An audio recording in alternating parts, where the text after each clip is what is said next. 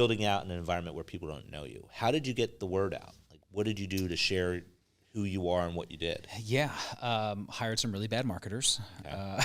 A lot of business owners do that. So hired some really bad marketers. Relied too heavily on the franchise company to participate in what we were doing, which they did not. It's different if you open a Chick-fil-A. Right? Chick-fil-A's got a big brand.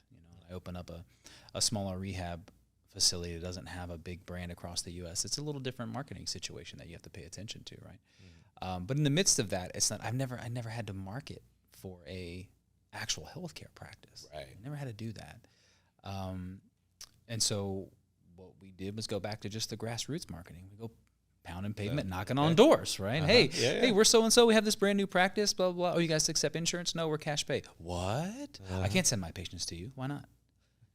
Well, because they already complain about a $40 copay. And I'm like, well, they complain about a $40 copay because there's no value that they're getting. Like, people don't, like you mentioned earlier, value proposition, right? People don't say no to something because of the cost. Right. They say no because the perception of value for the cost isn't there. Correct. Right. So this is where most people make the mistake, right? Cost is what they pay. Right. Value is what they receive. Get. But most people make the mistake of doing what? Well, I'll bring my cost down. Well, no, just bring your cost up and give more value.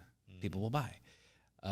But it's in that moment, you just, again, pounding pavement, knocking on doors, getting rejected. I had people in the time say, like, oh, it sounds like your practice is just for the elite. And I was like, what does that mean, the elite? Exactly. Like, if your dog got hit by a car and was going to cost $8,000 to fix his back, would you pay for it? You wouldn't ask me twice about your insurance, would you?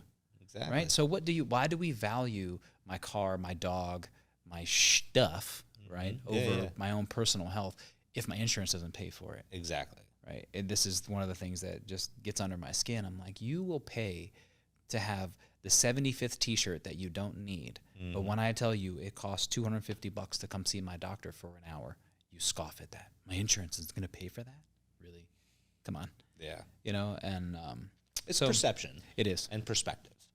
I mean, if we continue to have a generally uneducated populace with understanding what really matters in life, you're going to get responses like that. Right. Let me go buy the 250th T-shirt, as opposed to let me spend an hour with someone who can make me feel so amazing that I can go out and create value for someone else and have now more money to buy not only the 250th T-shirt, 500th T-shirt. Right.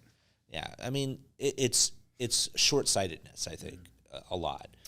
And that's programming too. It is programming. It definitely comes down to education, what you've been exposed to during the entirety of your life, and how you adopt that philosophy and those value systems within your daily practice of living.